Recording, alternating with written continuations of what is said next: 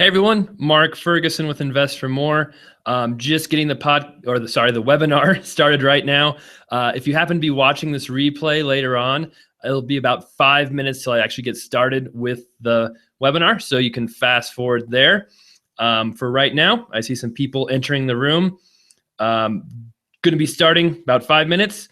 You can ask me questions on the right side under chat, but try not to ask me any questions you want answered during the webinar. They might be missed or skipped, but if anybody has any problems, they can't hear me, anything like that, you are welcome to ask questions over there. So I know we've just got a few people entering now, but if you guys can hear me okay, see me okay, let me know on the chat side just in case anything's going a little haywire. For those of you who have been on my webinars before, I'm not the most tech savvy person in the world, so once in a while I have problems with these. I went one entire webinar showing one slide instead of the entire slideshow. That was fun. I didn't realize it until the end of the webinar, but I've learned. So that's the only way you can learn, is to do things and figure out your mistakes. All right, cool. At least one person can hear me. All right, so a few more minutes and we'll get started. The replay will be available for this, so if you have to leave early, want to watch it later, that'll automatically get emailed out to you, and you can watch it whenever you like. More people are coming. We'll give it some more time here and then get started. All right.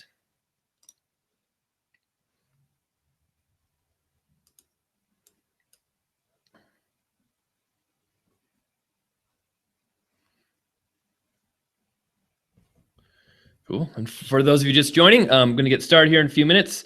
Not quite ready to go yet. Waiting for more people to show up since it's not noon my time.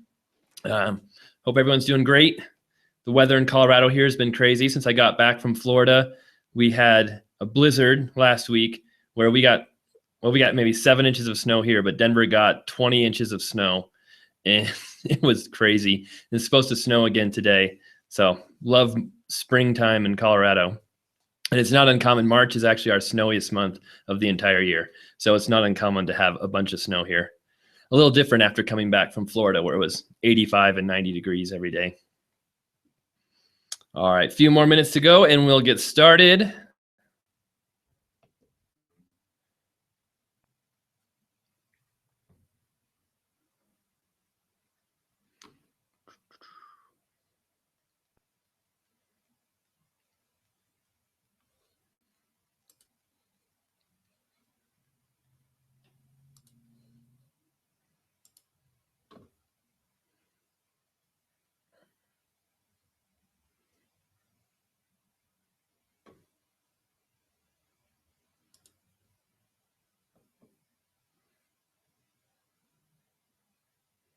All right, and as I was saying before, for people who are just joining up, we'll get started here in a couple minutes, pretty close.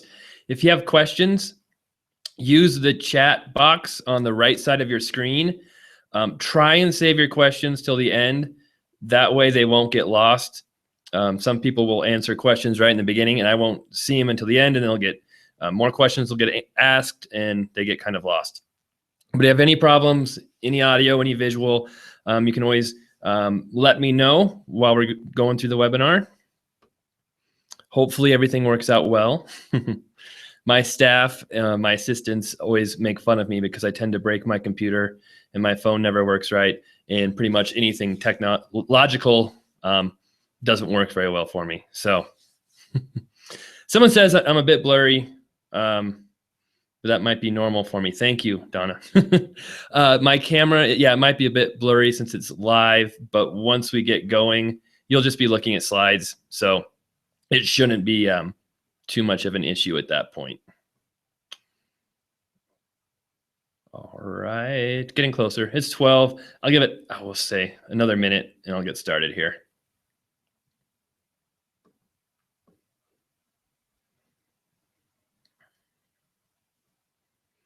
I know Wednesday at noon is not the ideal time for many people who work, but I try and spend as much time with my family as I can. So I try to avoid doing these in the evening or weekends.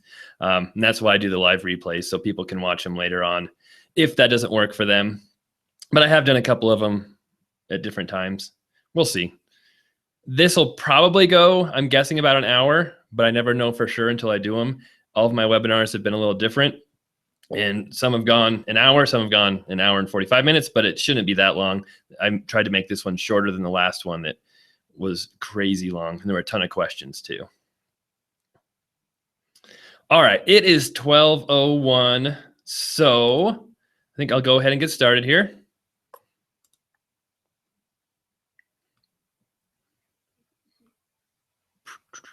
Make sure.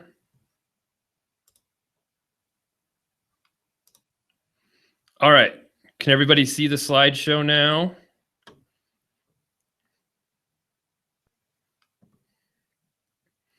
Oh, someone just asked me what my email address is before we get started. It's mark@investformore.com. And that goes directly to me.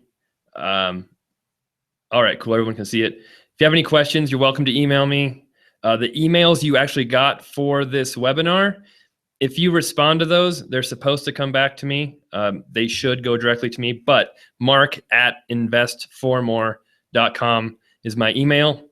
As you can see right here, the webinar, how to invest in out-of-state rental properties, investformore.com. Just put a mark at in front of that, and that is my email. All right, so we will get going here. Cool. So what I want to talk about today, what I want to teach you guys, hopefully you'll learn something. First off, we're talking about how to invest in a different market, how to learn a new market. Before you do that, I want to talk about how you figure out if your market is good enough to invest in or not.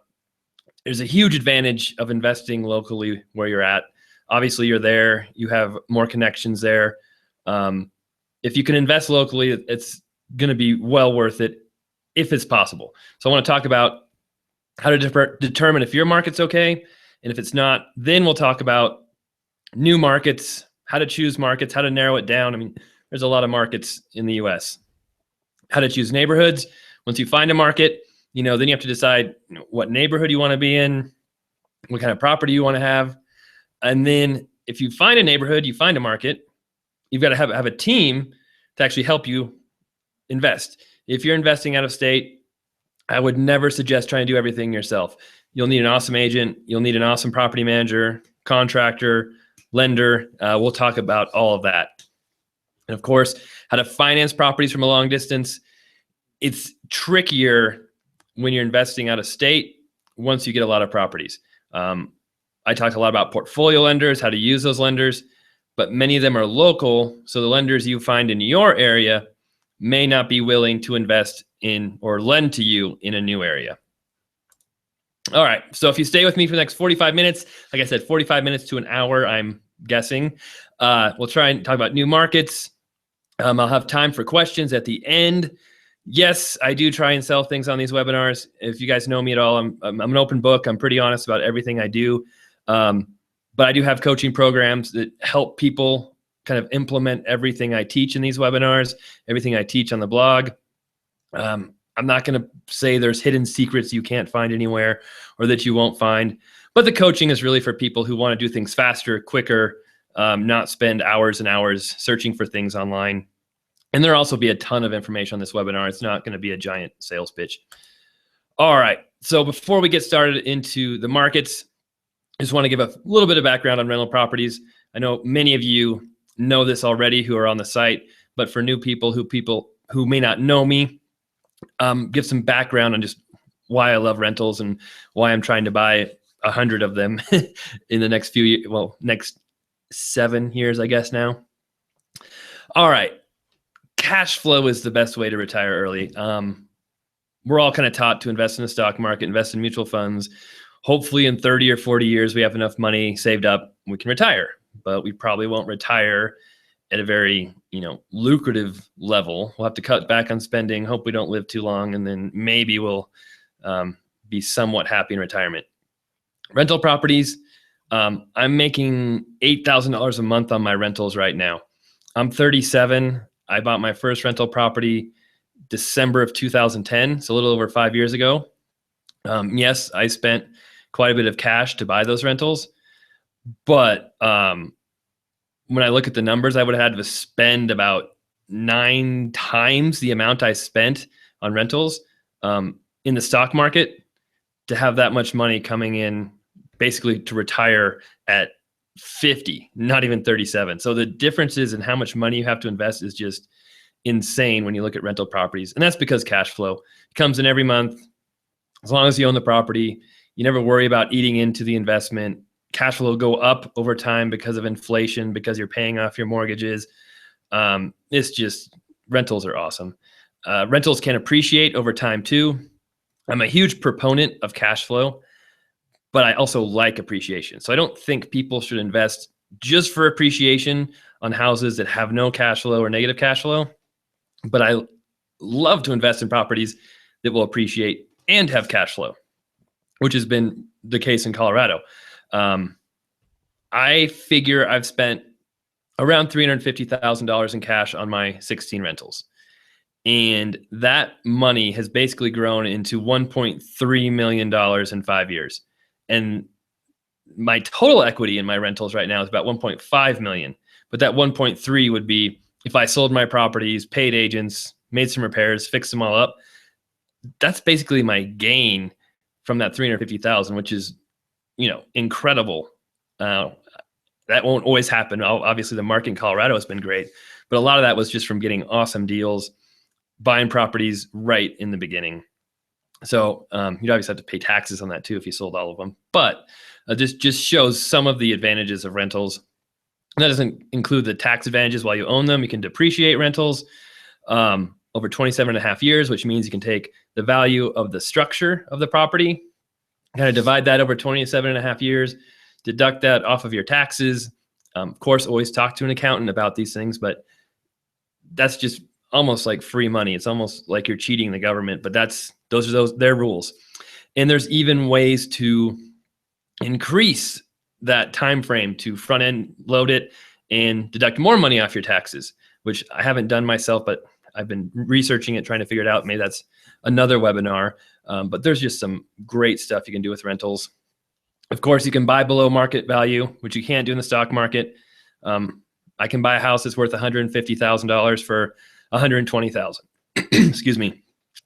It's not always easy to do, but you can't buy a stock that's worth $100 now for $80. Maybe it's undervalued and you think it should be worth more than it is worth now, but you can't really buy it for less unless you find someone that's just really does not know what they're doing with their stocks. And then leverage using loans allows you to buy more properties with less money, which also increases your returns over time. All right, so why doesn't everybody invest in rentals if they're so awesome? Well, it's not easy to get great cash flow and buy below market value. We're going to talk a lot about that today. Not every market has properties that cash flow great. San Francisco, Seattle, LA, New York City, Denver now.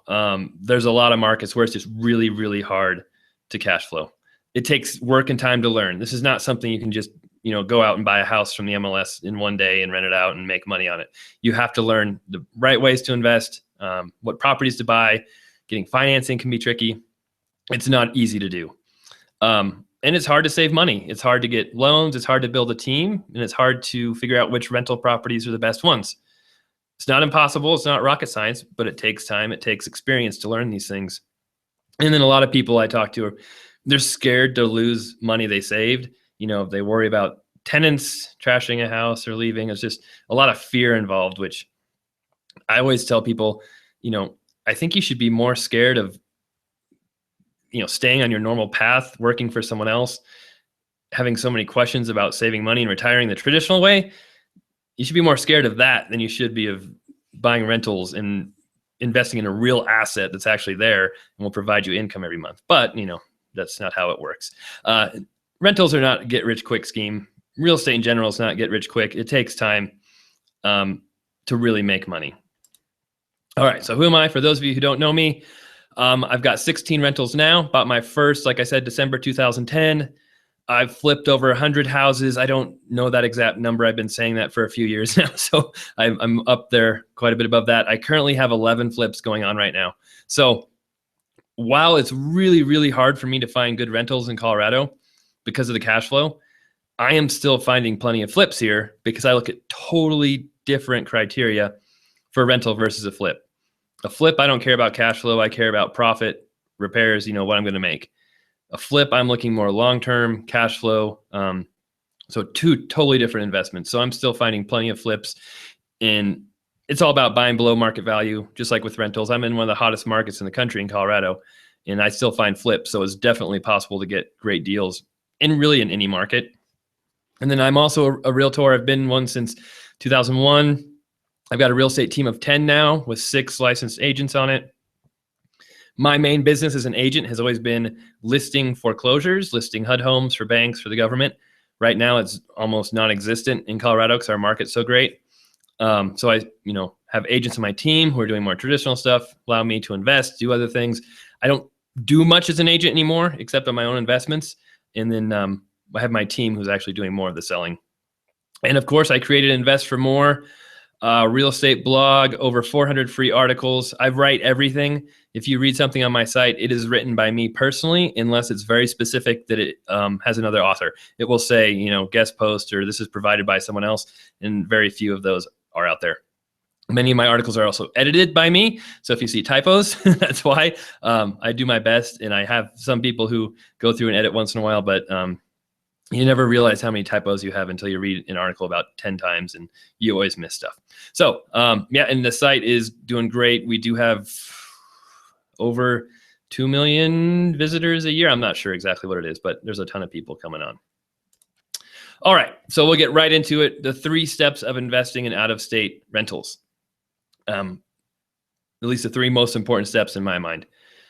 Determine if your market is good for investing in rentals. So if your current market is great for rentals, I would focus on that. I would not, try and chase greener pastures in different areas just for slightly better returns. I would focus on where you live, where you spend a lot of time, because there's huge advantages to being, having properties local. Of course, finding a new market, if your current market doesn't work, that's a big step. That takes a lot of time, a lot of research. And then once you find that market, you need to build a team to help you invest there. So we'll go through all that. And this right here is rental property number 12, I think, or 13. This is one of the houses, I've talked a lot about going to Florida, visiting the area.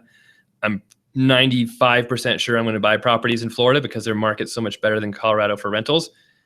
And to do that, I'm refinancing quite a few of my properties, and I'm also going to sell a couple of my properties. And this is one of the properties I'm planning to sell. It's actually being repaired right now. The tenants are gone.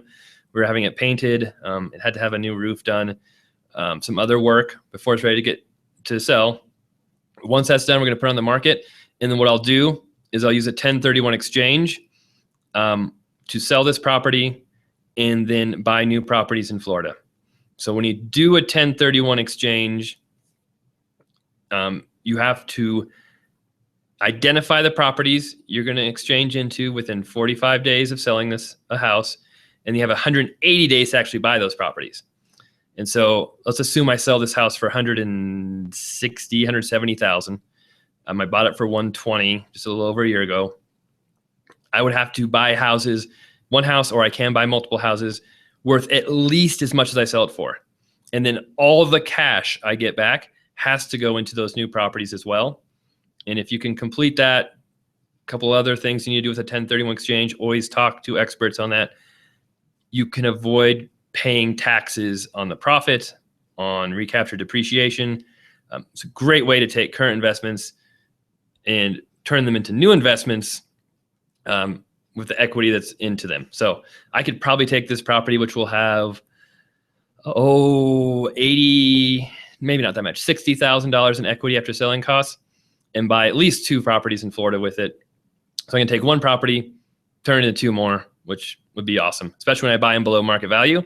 I'm getting equity on 2 new properties from selling this one. I'm getting more cash flow, lower price points. It's going to be fun. All right, so moving on. How do you know if your market is good for rentals? We're going to go through how much can you buy rentals for. That's a big part of it. How high are the returns in your area? What are the rent to value ratios? Can you get a deal in your market? How many foreclosures, short sales are there? Is your market going up or down? That's something I like to consider. going down is not always a bad thing. I like to buy low, not high.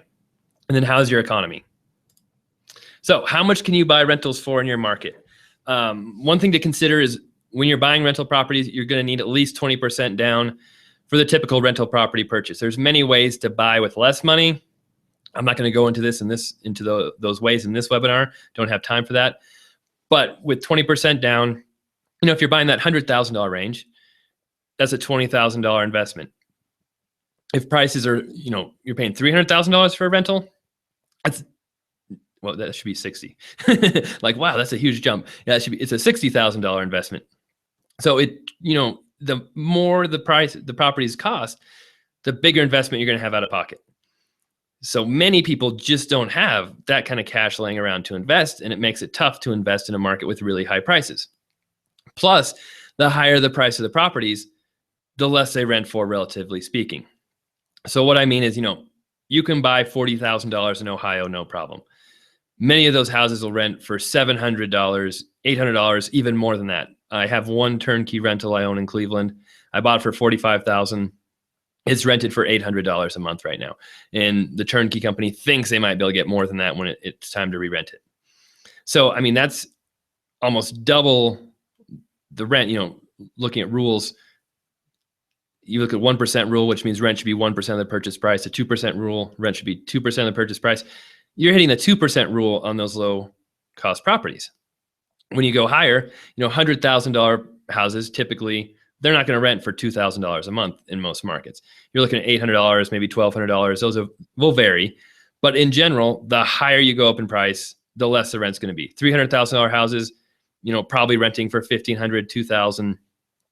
When we're talking about single family homes here, we're not talking about multifamily with many different units, but single family homes, typically, the higher cost they are, the less the rent is. But that doesn't always mean you're making, they're bad investments because of that. It just means they have different numbers. The maintenance cost on this $40,000 house is going to be relatively higher than the maintenance cost on a $300,000 house. The taxes, the insurance, all of those costs are going to be higher relative to the price because, insurance costs are not going to be 6 times higher on this $300,000 house than this $40,000 house. So there's many things you need to consider with what type of property you're buying, how expensive they are. But the main thing is how much cash it takes to buy them. All right, so like I said, returns are not all about rent to value ratios. The higher price homes have less maintenance, less vacancies, less headache. One reason why I love single family homes, I've had tenants in my properties for 4 years without problems. They never ask for anything to be fixed. They pay on time. When you get into multifamily houses, sometimes you can make more money depending on what market you're in. Honestly, in my market in Colorado, you can't make more money on multifamily than single family, but in some markets you can. But you'll have more turnover, more vacancies, more management. You're paying utilities, and you probably won't have that huge appreciation potential unless you're really adding value to the multifamily properties. That's a couple reasons why I like single family. And then, like I said, the insurance, repairs, other costs don't always match prices. Insurance on a $50,000 house will not be 5 times less than a $250,000 house. Maybe 50% less, but probably not even that much less. Repairs on a $50,000 home will not be 5 times less than that $250,000 house. At least on most houses. But the roof on that $50,000 house is probably not going to be 5 times less. The furnace, is not going to be 5 times less. So while the $50,000 homes have better rent to value ratios, they don't necessarily, they're not going to make 50% more money or, than those houses. So that's something to consider. So what is my sweet spot? Where do I like to invest? I've always liked that $80,000 to $150,000 price range. It kind of seems to be the best of both worlds. Good rent to value ratios. I've always been able to beat the 1% rule, which, like I said, a $100,000 house would rent for $1,000. That's the 1% rule. I like to see rents a little higher. Some of the properties I see in Florida, you could buy for $100,000. They'd rent for $1,200, maybe $1,300, and they didn't need that much work. There was good value there, good ratios there. when you're buying that 80 to 150,000, 150,000 is even on the high side. I'd like to be less than that. Less money down than more expensive homes. So you're putting less money into each property. And there's good demand for rentals and sales. So usually the higher price rental you have, you're limiting the amount of renters you have, because most people in those higher price ranges are going to want to buy houses themselves. And even for selling properties.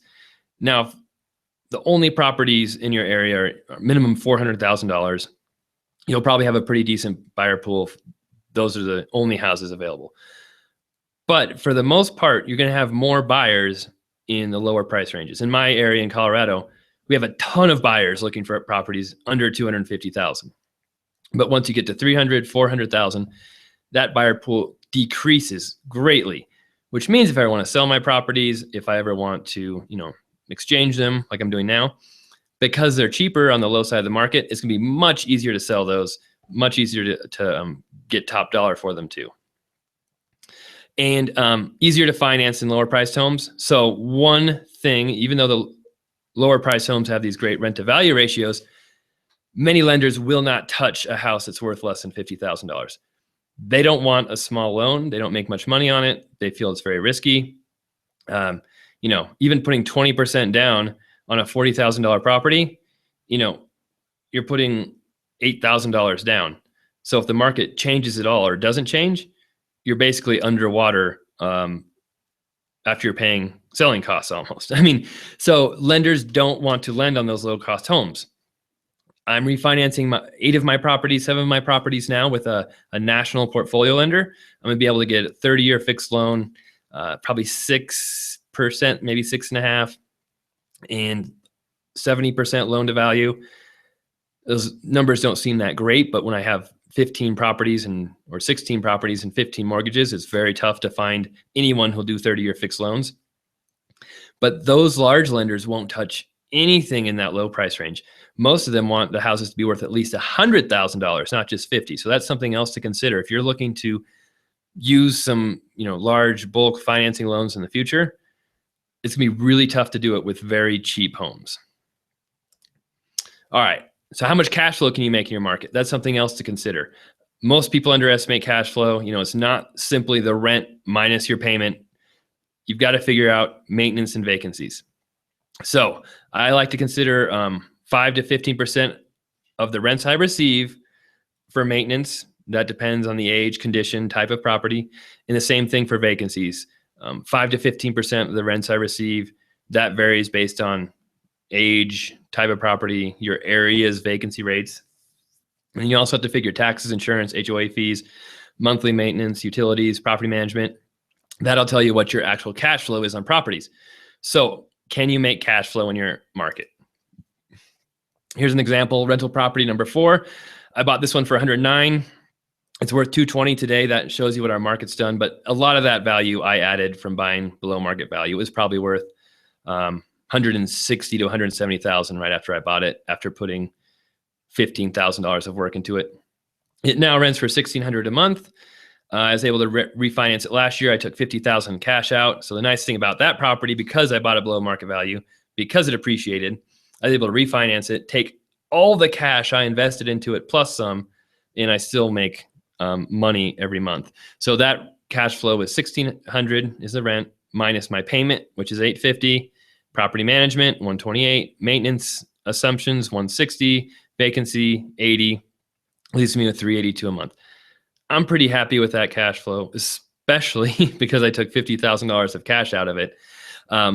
But it's almost impossible for me to get that cash flow in my market now. All right, so how high are the returns in your area?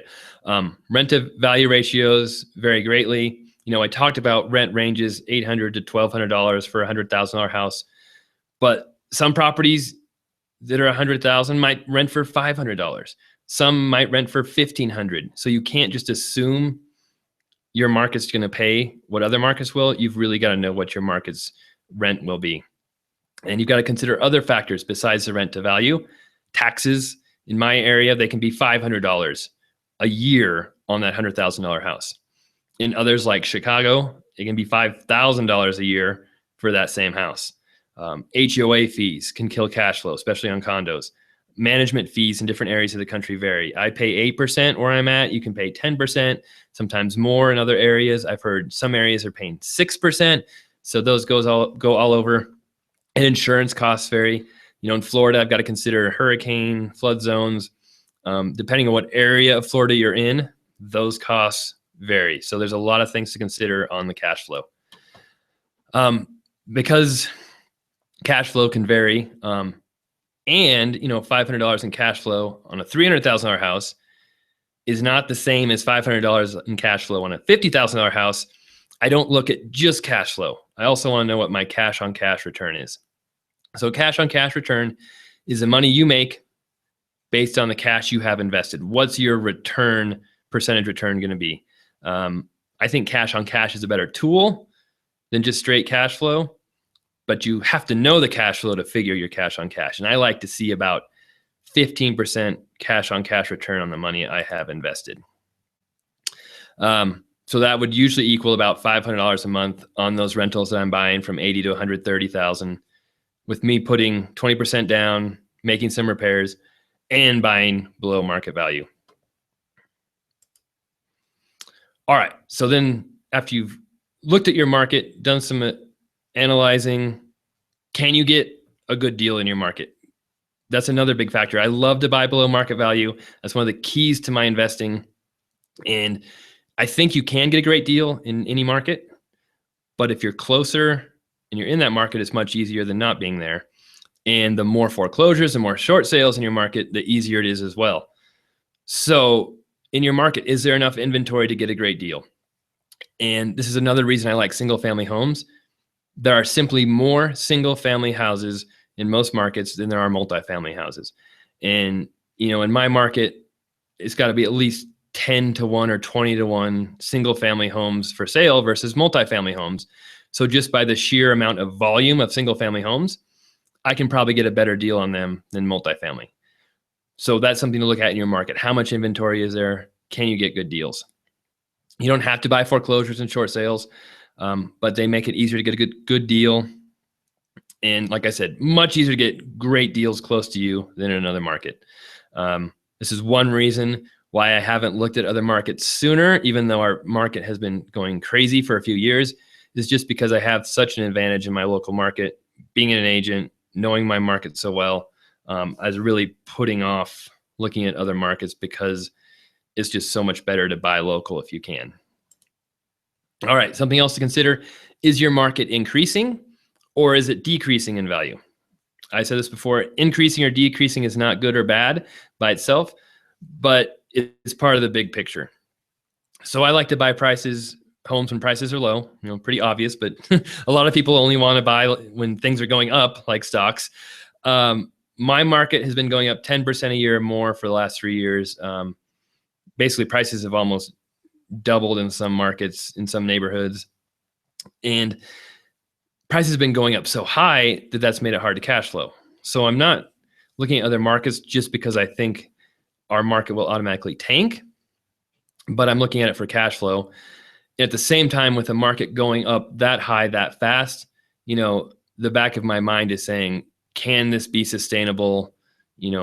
Will things keep going up or will things drop at some point? I don't think things will drop, a lot. I can see them leveling off, but I don't think they're going to keep going up like crazy like they have. So the ideal situation I want to be in is to buy at the bottom, but you never know where that is until it passes. So you can't predict the future, but I'd like to buy towards the bottom at least and then hope things go up. All right. These are some of the properties I was looking at in Florida. House for sale for $66,000. This is, very low price range, needed some work, but a pretty good deal. But I wanted to show you this for trends in Florida, just to show you kind of what historic prices have done. So right here is the entire zip code, and this blue line is this particular house over the last 10 years. You can see right here, towards the peak, the average price in that area was like 230-ish. And then it dropped all the way down to 115-ish. And now it's kind of creeped back up a little bit, 150. So obviously we're not at the bottom, However, we're not even close to the peak where it was before. And you look at this house prices value, and it's come down, to 60,000, risen back up maybe to 100. That is probably an anomaly right there, that little dip down. But this is from Zillow. I use Zillow for price trends. It's nice to see some things on it. This house is for sale for 66, so it's still way below what Zillow says it's worth, which I do not trust, but it can give you a very basic idea of values. And the nice thing about catching these trends on the way back up, when they're not all the way up, is a lot of times you can still get great deals because, not every agent, not every home seller knows prices are going back up. Sometimes you can snatch up some things in those price ranges. Now, contrast that to Colorado. 80634 is my zip code. This is a house for sale for $210,000. I looked up. Here's what our price trend is. 10 years ago, our average price was probably $180,000. It went down some, not nearly as much as Florida. We probably went down to $150,000-ish. And now look at this. I mean, this is actually not even accurate. This should be closer to $250,000 right now or more. So we are way above what we were before. In this particular house, was $150,000, which is pretty accurate back then. Dropped down to $100,000, which is pretty accurate. Could have gotten that house for $100,000. Now Zillow shows it at $180,000, but it's for sale for $210,000, and that is an accurate value. So this house has gone basically down to $100,000 all the way up to $210,000 in a few years. And so these price trends scare me a little bit because we're so much higher than we were before compared to the other market where they're still way below where they were and on the increase. All right. So is cash flow or appreciation more important? I always want to invest in places with cash flow, but I love appreciation. Obviously, my properties would not have 1.3 million in equity if I did not have great appreciation. I don't depend on appreciation though. I love to find markets that have both cash flow and appreciation. That's why I've been looking for a different market. I love to find a place like Colorado 4 years ago. In that cash flow, even if your market doesn't take off, doesn't go crazy, you're still making money with that cash flow. So the appreciation is kind of like a bonus. But that appreciation could build wealth, help you grow faster. If you can tap into that equity, refinance properties, exchange them into more properties, can really help you grow much quicker than just, having to buy each property with your own cash. All right. And then finally, how is your economy now? If you're looking at other economies in other parts of the country for rentals, look at your economy where you're at too. If you're considering investing, are there people moving in or out? What's the employment rate, median wages? What's the median wages compared to house values? And what is the cost to build new construction versus medium home values? This is something I really looked at in my market because when our median price was $180,000, $200,000, a year and a half ago, new construction houses started at $250,000. So you couldn't really build to meet that demand. You could build houses, but you weren't even close to median value, what most people were paying.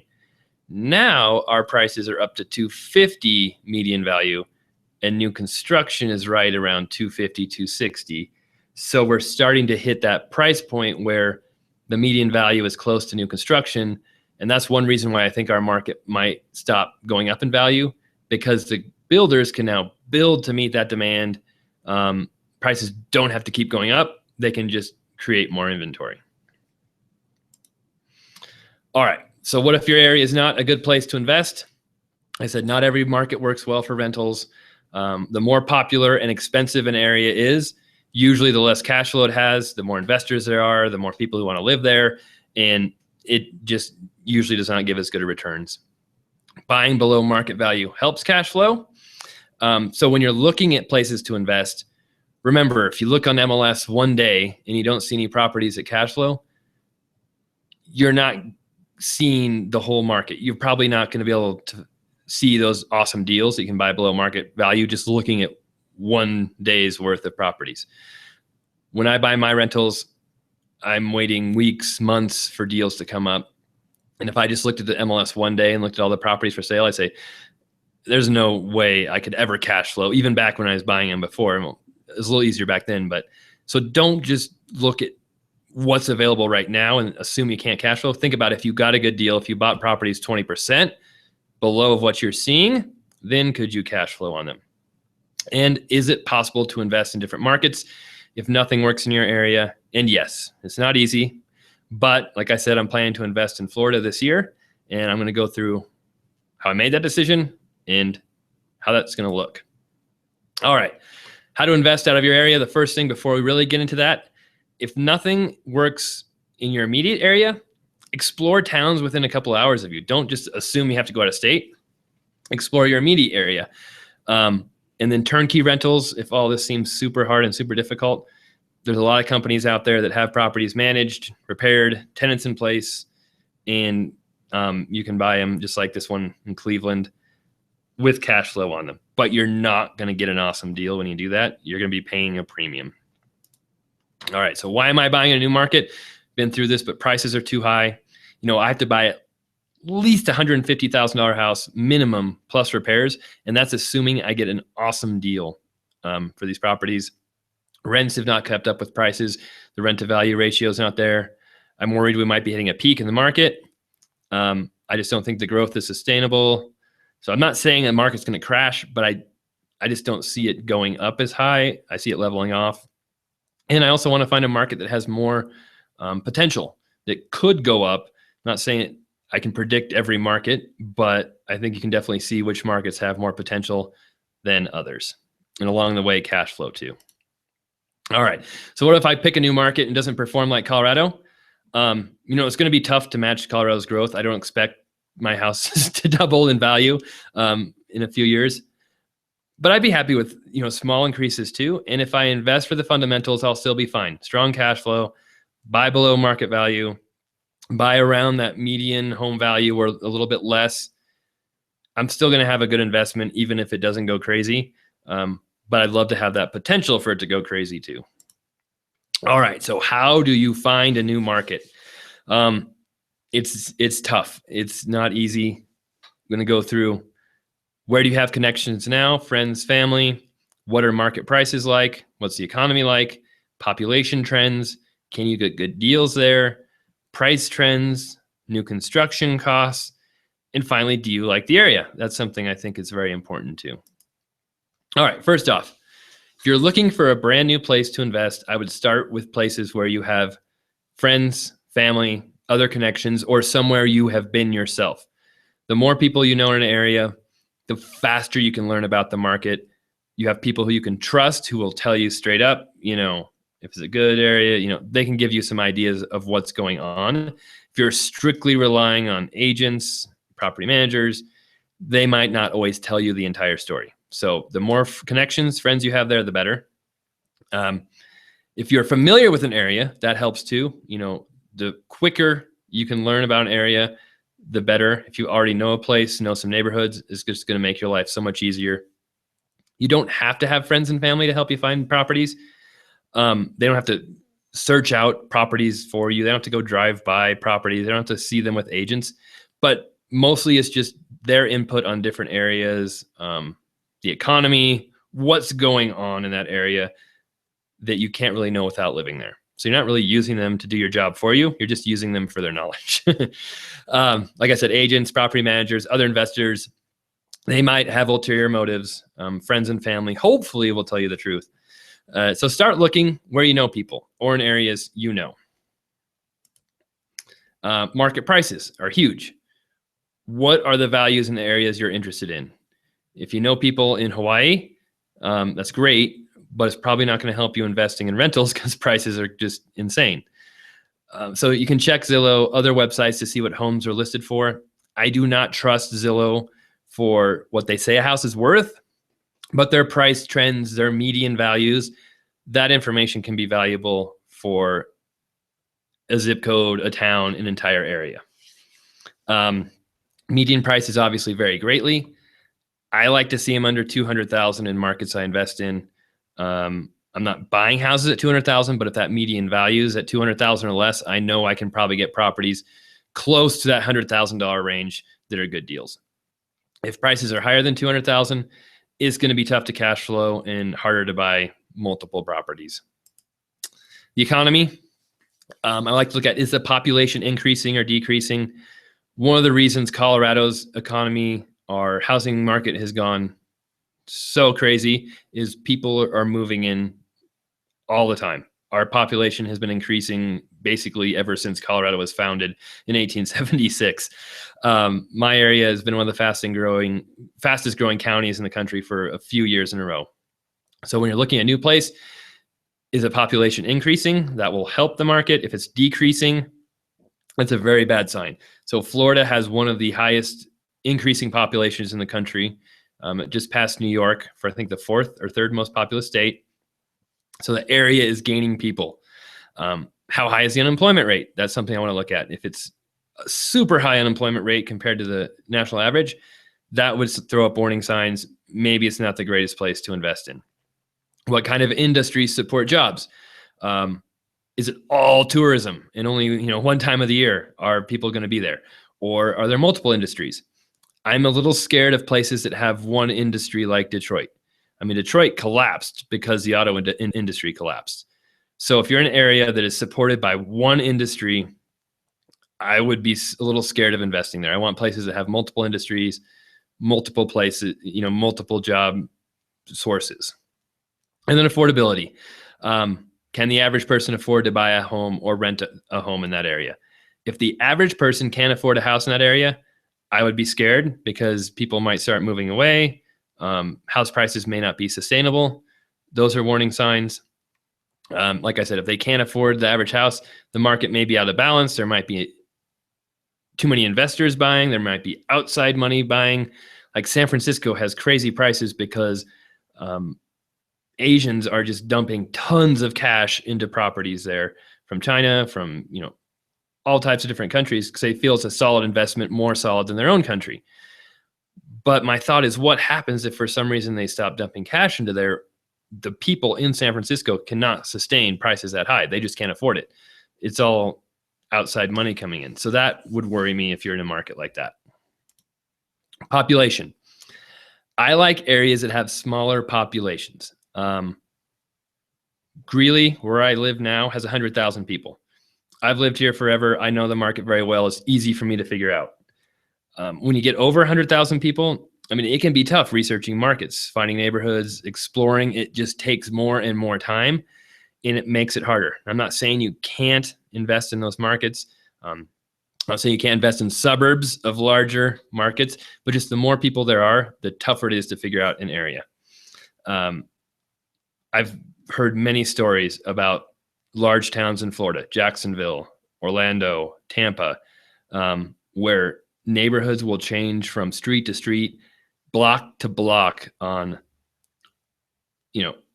how well they're maintained, the type of tenant you have, just huge differences. And you don't know that unless you live in the area or you have someone you trust who can tell you about those areas. And that was one of the reasons I shied away from some of the larger towns. It wasn't one person telling me that. It was people over and over and over again saying, you just have to know these areas to invest in them because they're so different. So most of the areas I'm looking at in Florida are towns with 50,000 people or less. I mean, they are small areas. All right, population growth. Like I said, are people moving in or are they leaving? Colorado prices have gone crazy because of constant growth. Florida has tremendous growth as well. But you also need to look at specific towns to get an idea. So there were a couple towns I looked at while I was there. This is town A, town B. Town B was actually the one I was most interested in when I got there, but then I did more research, talked to more people, and it had some quirky things going on with it. And I looked at the population, and in 1990, it had 17,000 people. And as you can see, it rose ever so slightly, and then it dropped. It's actually got less people now than it had in 1990. And there's some utility issues, some building issues, some other reasons that happened, which kind of scared me. And then I looked at a town that was literally 5 miles away. And look at this population trend: 10,000, 13,000, 16,000, 20,000, 23,000. I mean, it went from, actually, like in 1980, this town had 2,000 people, I think. So it's just shot up because it's closer to industry. It's got some other things going for it. Doesn't have the quirky utility problems, and they're just growing like crazy. In this town, I talked to an agent, and he said he has people asking him for houses to rent every single day almost, because there's no houses for rent. There's there's houses for sale, but their inventory is decreasing greatly. The median price is going up. It went up 15%, he said, in the last year and a half, but they're still, I showed you that growth chart, actually, that's that same town, in the low 100,000s for nice houses that don't need that much work. So I think they're definitely on the way up. They're just not quite as far along the route as I am in Colorado. All right, so the ability to get good deals, talked about this before. Foreclosures, short sales, very limited here, almost none. I can still get good deals in Colorado. They're mostly traditional sales, estate sales, but that's because I know the market so well and I'm an agent here. I act so fast. That's tougher to do somewhere else. But Florida still has a lot of foreclosures. It has one of the highest foreclosure numbers in the country, mostly because it takes 935 days to foreclose there. So they still have houses from the housing crisis that have not gone through foreclosure. So they still have that REO inventory, short sales, where most other states have worked through all that inventory. A couple other states, if you're curious, New York, New Jersey, also have super long foreclosure timelines. They're in the same boat. They still have a ton of foreclosures in those areas. The more foreclosures, the more opportunities, the easier it is to get good deals without being in that market. So that's another reason I like Florida. Like I said, the inventory is shrinking in those areas I'm looking at, which also indicates an improving market. But like I said, there's still good deals there, even with the shrinking inventory. All right, price trends again. I want to buy low, but I can't predict the bottom. Here's that same town. Like I said, definitely dropped off. It's been increasing. Prices have been increasing, but not crazy increasing like in Colorado. And there's still a lot of room for growth, especially when I look at the population trends, people who cannot find rentals. I think there's a lot of opportunity there. All right, so where can you find this data? Like I said, Zillow. I don't like Zillow for their valuations, because you saw how far off they were on that house in Greeley. They said it's worth 180 when it's for sale for 210, and that was actually an accurate value. But their price trends are great for showing you what markets have done and median values. Don't rely just on Zillow. Investability is another really cool site. You can get information on cap rates, rental rates, potential equity, yields. Investability is built for investors. Really cool website. You can look up houses for sale. They're not always on the market, just like houses on Zillow aren't always on the market either. But then you can compare what the cap rates are, rentals. So it's a good way to get a bird's eye view of a certain market. And Sperling's Best Places is another really good one for economic data. Jobs, unemployment, population trends, industries, all of that is really good. And of course, Google. Just search for stuff in Google and you'll get a lot of results. Just make sure you're checking a few different sites so you're not getting crazy data that's way off base. All right, new construction is something else I want to look at. Like I said, in Colorado, we had tight inventory for many years, but the new construction, base costs were so high that new construction could not satisfy the average buyer. The median price was so lower. So, the only place for prices to go is up. So the only way to get more inventory is to build or make people sell. And for whatever reason, people just don't want to sell right now because they're scared they won't be able to find a house to buy. So building is really the way to get more inventory. And if median housing prices are 180 and new construction starts at 250, really the only way for prices to go up and to solve this problem is for that average value to get closer to that building cost. Once median prices approach new construction, then I'm thinking the prices don't have to increase as much. Then you might see them leveling off because builders, they can just build more and more to meet that demand. Prices don't have to go up. So that's something to look at too, is what are new construction costs versus median costs versus what kind of properties you can get. All right, finally, do you like the area you want to invest in? I like the beach. My family likes the beach. I chose Florida partly because we can all go there on vacation and take a business trip as well. The more I go to a place, the better I learn the market, the more opportunities I can see, the more people I can meet. So you don't have to like an area to invest in it, but it sure helps. The more you can be in place, the more you're going to understand the market, the more you're going to know about neighborhoods, the better off you're going to be. I also like California, but there's no way I'm buying rentals there because the prices are so high. And I won't lie. We did pick one of the areas in Florida because it was warmer than other areas in Florida. And my wife vetoed the first location because the beach wasn't quite warm enough for when we were going there. So there are many things that can change how you invest. All right. Other factors to consider. Crime rates. I looked at crime rates. They can vary by neighborhood, by town. It was very surprising to me to learn that like 7 of the worst areas in the nation for crime are in Florida. I'm like, wow, that's crazy. So I looked at different areas that had the best crime rates, vacancy rates. There's no, you can find vacancy rates on some of these bigger sites, but they're like 2 years old. So you have to search hard to find vacancy rates, but that'll give you an idea of what the rental market's like. If vacancy rates are 15%, that's a little scary. It's going to be hard to rent homes. But if they're like 5% or less, that's a really good sign. That's awesome. A couple of the markets I looked at in Florida, one had like no vacancies, like I said, while another one had 12 or 13% vacancies, many homes for rent. So that's a very good indication of what the rental market's like. Neighborhoods. Once you find a market in a town, you've got to decide, well, which neighborhood within that town do I want to be, or neighborhoods. Like I said, in large towns, that's tough because things change so drastically. That's why I like smaller areas. They're just easier to figure out. A lot of times you just have to drive areas, see if there are places you want to invest in. And different people are comfortable investing in different neighborhoods. So I'm not going to tell you what neighborhood you should be comfortable in. I'm not going to tell you a good or bad neighborhood. That's up to you to figure out, what type of properties you want to invest in, what kind of returns you want versus how much management they'll need. That's something you'll have to figure out. I don't want to be in the most expensive, and I also don't want to be the cheapest neighborhoods in town. I kind of want to be lower middle is what I've liked to be.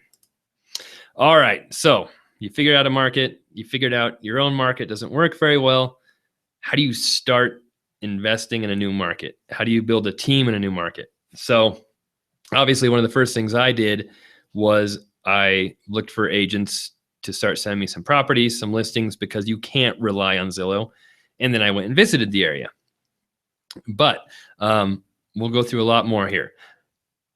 First off, don't try and manage properties from a long distance. Almost every horror story I hear from tenants trashing a house and destroying it is from landlords who live in another state and they're trying to manage their property from that state. It's just not worth the risk. So try and find a property manager, find an awesome agent. You might have to find a local lender if you need a portfolio lender. You need to find a great contractor. This may seem like a daunting task, but the cool thing is many times an awesome agent can help you find all of the rest of your team.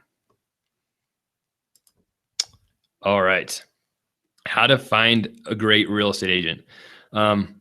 Honestly, my team made fun of me because they asked me how I found one of my agents, and I said I looked on Zillow. Like, are you serious? I'm like, yes, I did. And the reason I looked on Zillow is because I looked for the agents who had the most sales in that area because I knew they had experience. They had some market knowledge, so I could at least start with them and see if they're okay. But Realtor.com, Trulia, it doesn't hurt to start here. If you have friends or family in the area, obviously try and get a referral from them. Talk to someone you know. But look for agents with a lot of sales. I also look for agents who listed foreclosures. REO agents can be an incredible resource for you of getting good deals and for many other factors we'll talk about here soon. Yeah, referrals, other agents, me, I know a lot of agents across the country, friends and family, if you've got them there. I've got a couple really good agents in these areas I've found that I would refer people out to. Google, you can always search. People think it's kind of silly to search Google, but if you don't pay attention to, well, you even can pay attention to the ads. The agents that show up first on Google, they spent money and time making their website, making it optimized for, SEO, search engines. So they're probably got some experience. They probably have some idea what they're doing if they show up first. And if they're spending money on ads on Google, they probably are pretty experienced too. The agents who have no clue what they're doing are just kind of part-timers, just floating around. They're probably not spending money on Google. They're probably not spending money on their website. So the more established agents, probably the better when you're looking at a new market. All right. How do you know if your agent is any good? How responsive are they? I messaged a lot of agents who never even responded to me. I mean, how hard is it to send an email? But did it take them an hour, a day, a week to respond? If they're taking a week to respond, they're probably not the agent you want. A day is questionable. A couple hours, that's much better. Do they listen to you and send you listings that meet your criteria? I talked to some agents, I told them what I wanted, what I was looking for, and they sent me stuff that was like not even close to what I wanted. Had one agent who said he took a property off my list because it needed too much work. I'm like, that's the kind of property I want. I told you I want properties that are good deals. Why would you do that? So that's something else to look for. Do they listen to you? Are they responsive? Many agents will set you up on a search. They'll send you properties, and then you'll never hear from them. They'll never email you. So you can still have a good agent who does that. Maybe they don't know if you're serious or not, but it'd be nice if they kept in touch with you. If you asked them questions, they responded. And something else to look for, can they tell you market rents? Can they tell you values on homes that need work? Another agent I talked to, house, a lot of work. It was for 70,000. I'm like, okay, how much is this worth fixed up? He's like, oh, I don't know. I'd have to check on comps. 130 to 180. I'm like, all right, 130 to 180 is an incredibly huge range that just about anybody could figure out without being an agent. So that worried me a little bit. If an agent knows their market, they should be able to tell you what a house is worth that needs fixed up, and hopefully have an idea of market rents. Not all agents are familiar with market rents, but it would be nice if you found an agent that knew them if you're investing in a different area. Again, do they know the area well? Do they have to use a GPS to find every single house like one agent I talked to?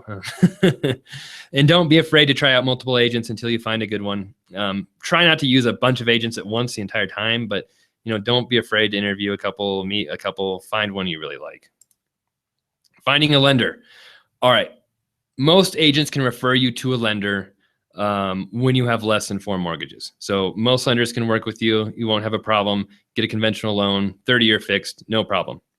When you get more than 4 mortgages, especially more than 10 mortgages, you'll run into problems getting loans with the big lenders. And that's when you'll need a local lender, maybe one of these national portfolio lenders that I'm working with now. Good agents hopefully can help you find those local banks, but you can also do some work yourself. I found multiple banks in Florida, a couple really good ones that will give me similar deals to what I have in Colorado. Portfolio lenders. Don't have anything finalized yet because I don't have any properties under contract or anything, but I've got some couple really good possibilities down there. Then, like I said, national portfolio lenders are available. They're going to charge you higher rates, but they're usually more flexible on the debt to income, other factors, and they might offer 30-year fixed loans, which most portfolio lenders will not. You'll be using an adjustable rate loan. Then, of course, try searching for local banks on Google, send them emails, call them up.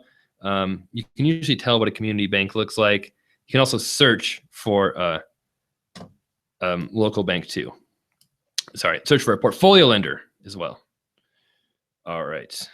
Oop. Okay, what just happened here?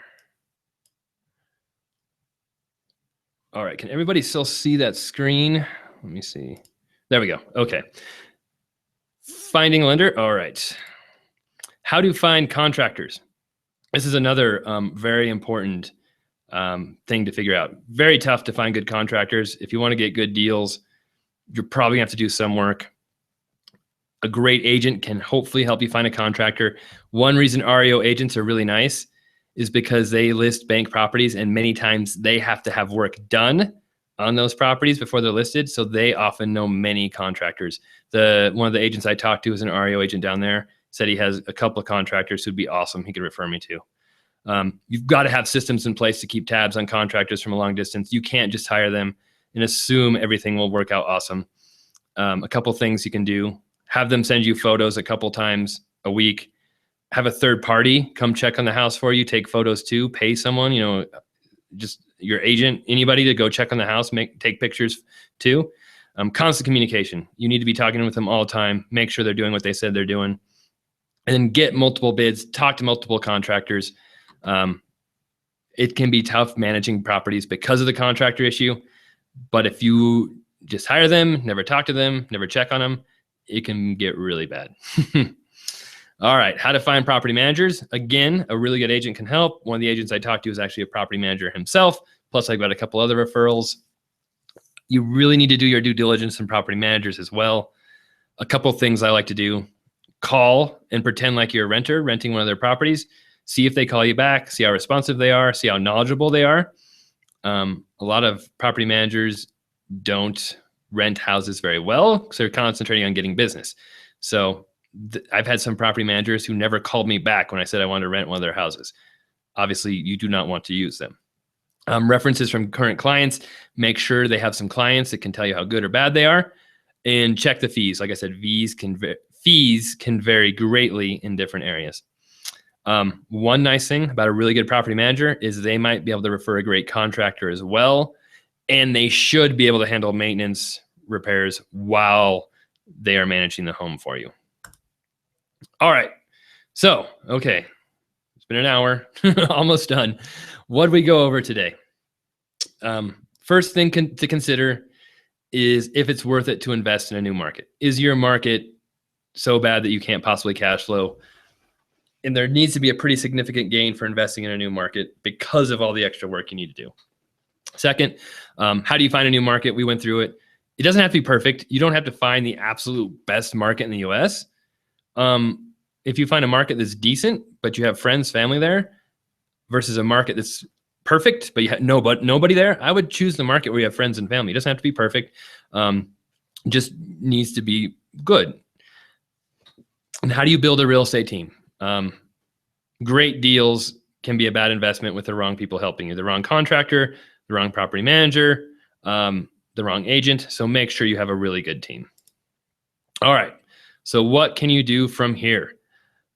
If you want to invest in new markets, here's the 3 steps I would take. First, learn your current market. I would still take the time to learn your market. Don't assume it sucks. If it does suck, look a couple hours away before you got to stay. Check out towns closer to you.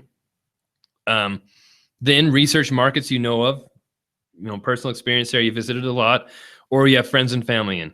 Take your time, visit the area, get to know it. Then once you've found a market, talk to agents, lenders, property managers, try to get an idea of what your perception is the same of what their perception is. They can give you a better idea of what the market's like, what demand's like, and if the information you've gathered kind of matches up with what they have gathered. All right. If all this seems like too much work, which I'm sure it might for some of you, you can always do turnkey rentals. Like I said, they're already rented. They're in cash flowing areas. I know of turnkey companies in Kansas City, St. Louis, Atlanta, Ohio, Wisconsin, I think Florida. I'm not sure. There's a lot of them all over the country. So I know some good ones I can refer out if people are interested, but they buy properties in cash flowing areas. They get them repaired. They get a tenant in there. They already have property managers. They can be $40,000 or less, which is one reason I bought one, is because I could use my IRA to buy it. I didn't have to use a loan. It was cheap. The downfalls: you're not buying below market value with turnkeys. Okay, you're not going to get an awesome deal. They need a reason to put a tenant in, to have a property manager, to do that extra work, and that's why you pay a premium. You still have to verify that those turnkey companies are good. Don't just assume a company will be good. There's some shady turnkey companies out there. You need to verify if the property management is good. I have seen some really good turnkey companies have major problems because their property management companies fell apart, or they had to change property management companies. So I would always check out the property management, even if the turnkey company is good. Like I said, if you want more information on turnkeys, email me, mark@investformore.com. I can send you a few companies, one I've worked with, and then a couple others I know who are good, reputable companies who aren't out there just to sell you lipstick on a pig, house that needs tons of work, but they just fix it enough to rent. All right. Again, mark@investformore.com. All right. How can I help you invest in out-of-state properties? If you want help learning markets, if you want help figuring something out, if you should invest somewhere else, I do have a coaching program that teaches all about rentals, learning markets. I will share my contacts with lenders in the area, agents, property managers, and basically anything you need for areas I invest in. So if I'm going down to Florida, happy to tell you all about it, hook you up with the agents and lenders down there. I am happy to share contacts with other investors, agents, lenders, wholesalers in markets I don't invest in as well. So I've got a pretty massive network across the country because of my blog of wholesalers. Actually, I just met a wholesaler in Florida. I don't know if he covers the area I'm invested in, but he covers Orlando. But I know wholesalers in many major markets across the country. I know REO agents across the country because of I am an REO agent in my connections, lenders as well. Happy to share all that. And really, I mean, what coaching programs are for is to skip a huge part of the learning curve and avoid mistakes by learning from someone who's already gone through this. So I've done much of this myself. I've been to Florida. I've talked to a lot of these people already. Hopefully, if you decide to join up, it will save you a ton of time. All right. Could you learn all this for free? Yes. I'm not going to sit here and tell you I have any secrets or anything that's hidden out there. But it's all about, how long is it going to take you and what is your time worth?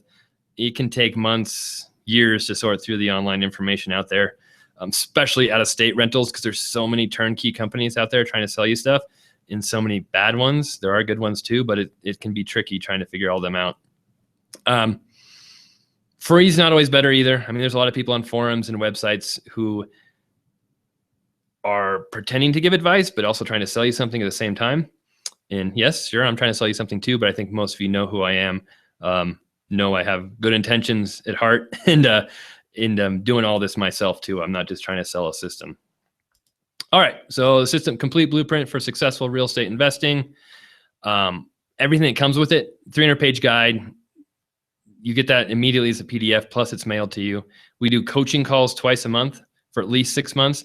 So those calls are with me. We have one tomorrow. Talk about a variety of subjects. I also take live calls, questions on those calls every time too. They're all recorded. You have access to every single one we've done. I think, it's over 10 hours now. I think there's quite a bit more than that. Video modules, MP3s and CDs are mailed to you as well. Unlimited email coaching with me. So some people never email me in this program, and some people email me all the time. Love trying to help people out, help them analyze deals, figure out different things, refer them to different agents, whatever I can do to help, I'm happy to. And we also have a private Facebook group where you can network with other successful investors. Of course, I answer every question on there as well. And that's just for the blueprint people. So the whole goal of the blueprint, help you buy more houses, help you learn to invest the right way, cash flow, hopefully appreciation, build for retirement now, not later on, help you choose a market, help you find awesome deals in those markets, help you find new markets if you need to, and help you build a team to invest better.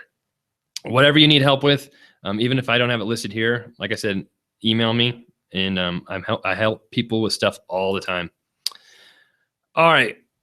What can my personal coaching help you with? Again, analyze deals and numbers. That's probably one of the number one things I can do for people, is not just tell them what a good deal is, but teach them how to know what a good deal is themselves. Make sure you're looking at all the numbers, considering everything. Brainstorm markets to invest in. I looked at a lot of markets before choosing Florida. Florida's not the only good market out there. There's a lot of other ones, so can help you with that. Find the right financing. I've been collecting a list of local lenders from different investors I talk to and people in my coaching programs.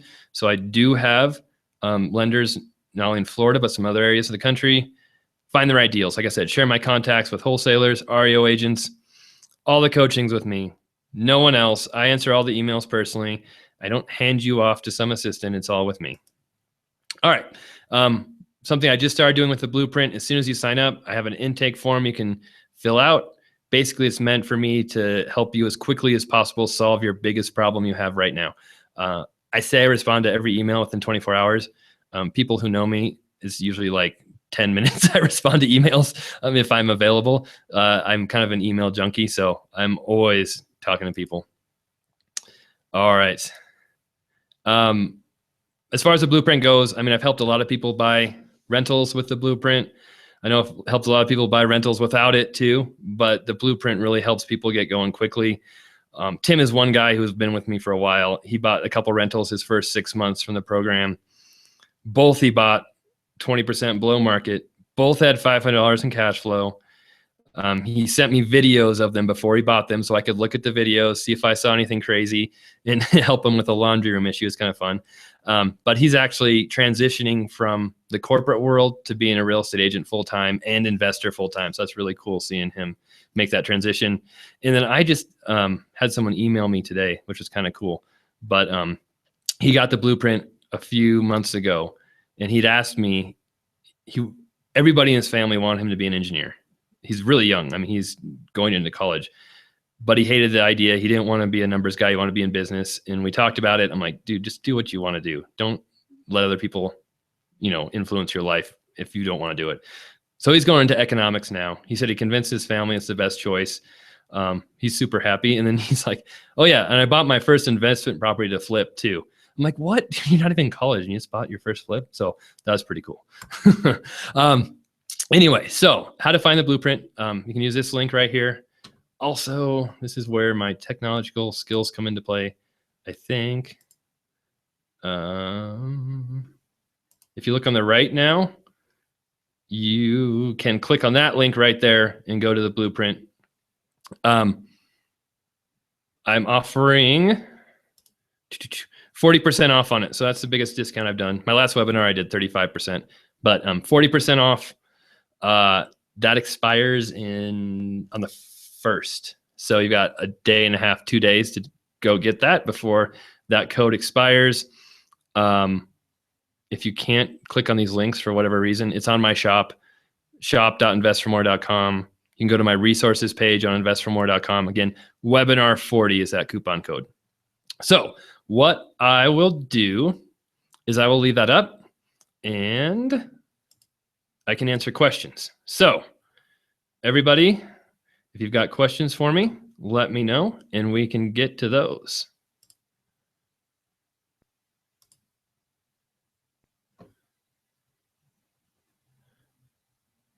All right. I know it sometimes can be a little delayed for the message to come to me. All right. Matthew asks, curious, do you use or recommend hard money lending for purchasing those 4 to 10 rentals? No. Well, I mean, you can use hard money. So you can use a hard money loan for rental properties if you are going to replace it very quickly with other financing. The one time I would use hard money on a rental is if you're going to buy a house that needs a lot of work, you get the hard money loan, finance as much of the purchase price and repairs as you can, and then you refinance that loan as quickly as you can after the repairs are done. But the problem with hard money is almost every lender is going to have a 1-year term. So after that 1 year is up, you've got to refinance that hard money. You've got to pay it off. So it's not a good long-term strategy, but it can help you put less money down if you're going to refinance into another loan, after that year, or if you have less than 10 mortgages, you can refinance that loan into a Fannie Mae loan. As long as you don't take any cash out, they don't have a seasoning period. So hard money can be one option to buy with less money down, but I don't suggest it for long-term. All right, Brent, when you invest in out-of-state rental properties, do you ask for a referral fee? And if so, what percentage do you ask for? I'm assuming you mean as an agent. If I ask kind of as a referral fee, since I'm an agent from the other agent, and actually I have not. So I had a couple of agents I talked to who offered me one and said, hey, we'll pay you a referral fee, no problem. But, in my mind, since I'm investing out of state, I don't know markets as well as the local agents. I want that agent to work as hard for me as he possibly can, or she. And if I'm taking a referral fee or trying to beat them up and nickel and dime them, I don't know if they're going to work as hard for me as they might otherwise. They may, but it's just something in my mind where I don't want to try and save $500 or, $1,000. But by saving that, I'm going to turn that agent off, and they're not going to give me a deal where I could make $20,000 or $500 a month in cash flow on it. To me, it's not worth it. I'm thinking if things go really well, I might get licensed myself down in Florida and then save money that way. But that's going to be later on down the road. All right. Cool. Any other questions? That's the only two that have come through so far.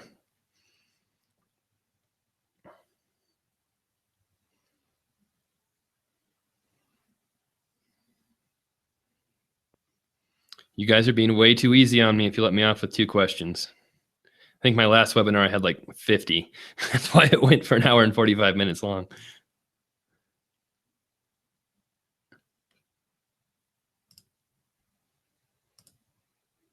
Is that it? Is that all you got? Oh, there's one. Okay. Donna asked, have you done an HOA lien auction and was it successful? I have never done an HOA lien auction. I don't think they have those in my state. That's probably why I haven't done them.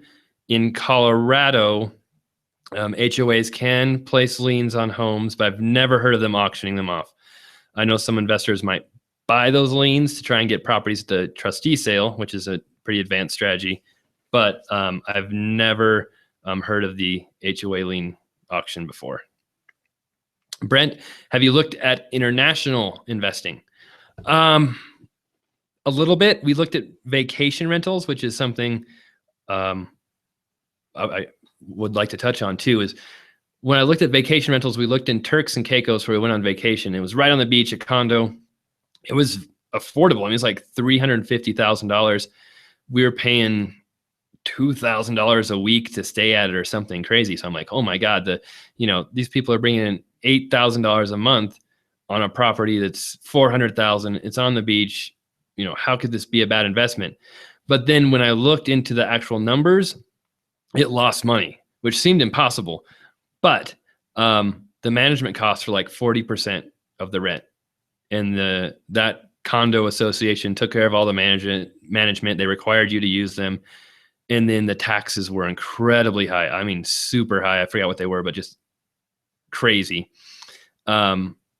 And then there were other costs, the cleaning costs, the maintenance costs were super high. The HOA was incredibly high.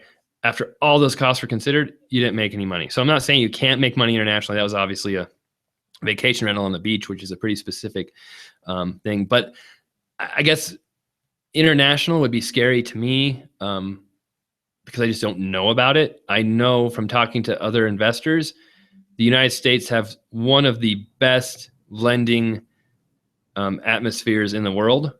Most countries do not have 30-year fixed loans. They just don't exist. Many don't have 25. A lot of them are in 20-year loans, and they're not even fixed. They're like a 5 or 10-year balloon where you have to pay them off. And I've heard that from people all over the world where they just cannot get the same financing as the US. And then there's the question of also ownership, like is it Mexico, some countries where you don't actually own the land, you're kind of leasing it. And there's questions about if the country could take back that house at some point. So, I mean, there's just a lot of unknowns. I think you can invest in other areas, but I think we are all pretty lucky to live in a country like the US. If you live here, I know there might be some international people on the webinar, but we have an incredible environment where we have really good returns, really good financing. And from what I've talked to, there's a lot more international people investing in the US than US people investing in other countries. All right, there's my long-winded answer. All right, Sean asks, I live in South Florida on the East Coast. Did you see value in this area as compared to other areas of Florida? I feel like South Florida prices are pretty high from what I've seen. And, you get into the Miami area, it's just so big and so massive. I feel like I would go crazy trying to figure it out. I'm not saying there's not value and there's not opportunity, but you would probably know much better than me being in South Florida yourself. But I looked in the Fort Myers area too, and their prices seemed like they're getting up there again with their market improving compared to rents. So I can't give you a solid answer on South Florida, but it seemed like prices were just higher and a little harder to figure out because there's so many more people. And plus I've heard insurance is much, much higher in South Florida too, because the hurricane risk is much greater. All right, Matthew asks another one. Looking to get my first rental in about a month. Initially, I've had no success with getting agents to help on rentals. Is there another person I should be consulting with? I think there's a lot of agents who don't know anything about investment properties. They don't know what a good rental is. They don't know what cash flow is. They don't know about how good of a deal we want. So I guess it depends on how much you rely on that agent to figure things out for you and how much you're figuring out yourself. I think if you can tell an agent exactly what you're looking for, like, hey, I want to be in this area, or I want to be in this zip code. I want houses that cost this much money, have these many bedrooms, and I'm okay with they need work, blah, blah. If you give them exact parameters on exactly what you want, that's going to work out a lot better than saying, hey, I want to find a rental property. Because if you just say that, agents are just going to look for income properties or duplexes. They won't even look for single family homes. So you have to tell that agent and really do your job to give them exactly what you want. All right, Lucy. Hi, I recently purchased a habitable home in San Antonio. Revitalizing neighborhood. I hired John, somebody who wholesales, rehabs, sells property to make profit for buyers. He's very conservative. Can you give me some ideas on the San Antonio market? I know two guys who I work with on coaching who flip houses in San Antonio, and they just started buying rentals down there. From what they've said, they feel like there is no appreciation in San Antonio. I mean, that's just what they said. They've lived there for many years, and they said, they're buying rentals for cash flow, but they had to work really hard to find that cash flow because taxes are so high in Texas, and they're not really expecting them to go up in value at all. They're just expecting to make that cash flow. So that's just what they said. I have no personal experience in San Antonio. So they could be completely wrong. It could double in value next year, but that's just the insight they gave me. All right. Brent, have you considered doing commercial real estate? I've thought about it. The thing I don't like about commercial is the tenants are so specific to particular properties. If you lose a tenant, it can be vacant for years before you find a new one.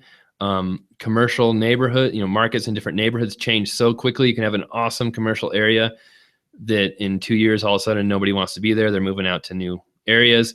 So commercial, to me, I don't feel like the returns are great enough for the risk versus the single family homes. Plus, your market to sell is so small with commercial, especially if we're in a bad economy. Nobody wants to buy commercial. Just, business owners do not want to buy if it's a bad economy. So you're kind of stuck in a low economy. Timothy, will firms take on a new agent who only wants to invest? Yes, I'm assuming you mean real estate firms. There are many different brokerages now. Some, want agents who'll be there full time, do all this. Others will just let you be on, basically hang your license there and give you no oversight, and you can do whatever you want. So yeah, definitely different types of firms. Donna, I just found out Nevada's super lean state, so I'm super interested. You can buy the HOA lien and get in second position and then offer like 60% to the lender for, I have no idea, Donna, sorry, on how that works in Nevada. But yeah, I mean, if that seems like there's opportunity there, I would definitely look into it. But in Colorado, that is not how it works here. So different states will have different laws on HOA liens. The HOA lien in Colorado does survive foreclosure, and you can redeem a property with it, sort of. There's been some court cases. We used to buy properties from the trustee, and there's some really wishy-washy stuff on HOA liens and foreclosures.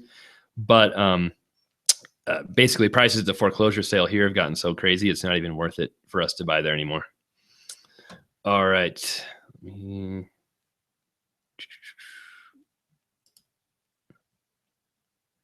All right. I can never see the last message. So there's one more question on here that said, oh, there we go. Aversion to lending. I can almost see it. 100,000 properties when they're part of a. Okay. So I think you're asking, as part of a multi-property refinance, would those big lenders be adverse to lending on under $100,000 properties? Yes. So when they are doing multi-property refinance, like 5, 10 at once, it's not just, they don't want just that one loan to be under, over 100,000. They want each property to be worth more than 100,000. So I think with the lender I'm talking to, they want, on their long-term loans, they want the loan to be at least 70,000, if I remember right. So even if you've got 100, $40,000 properties, they're not interested in that. They want to, $500,000 properties or more. That's why it's tricky to refinance to get loans on those low price properties. And okay, Russ, your full question. You said portfolio lenders. Most portfolio lenders will do the lower priced properties, but again, once you get under 50,000, most lenders just don't want to touch them. Even portfolio lenders, they just don't like them. Some might do them, but for the most part, most don't like them. All right, I really wish I could see all these messages here. Oh, I can't. Okay, I'll do one more if I can know why it's showing up. Here, I'll try this.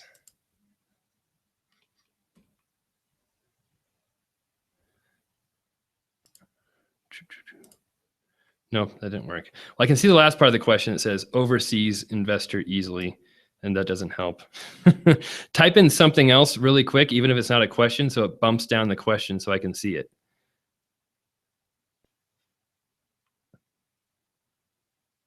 And we'll make that our last question if you can do that.